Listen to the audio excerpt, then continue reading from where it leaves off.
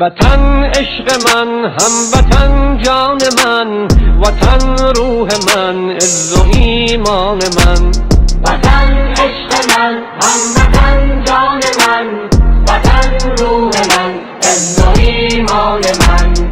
وطن در رهت جان کاری کنم، به خون خاک تو آب یاری کنم.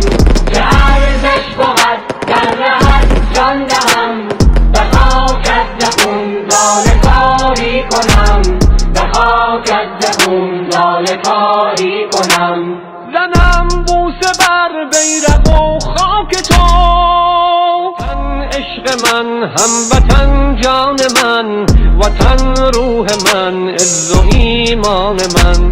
وطن عشق من، هموطن جان من، وطن روح من، عز و ایمان من.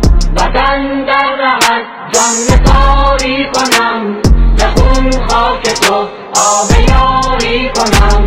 چه ارزش بود در رهت جان دهم، به خاکت ز خون لاله کاری کنم، به خاکت ز خون لاله کاری کنم.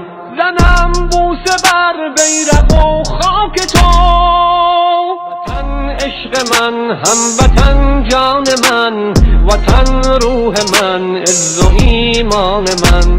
وطن عشق من، هموطن جان من، وطن روح من، عز و ایمان من. وطن در رهت جان کاری کنم، به خون خاک تو آب یاری کنم.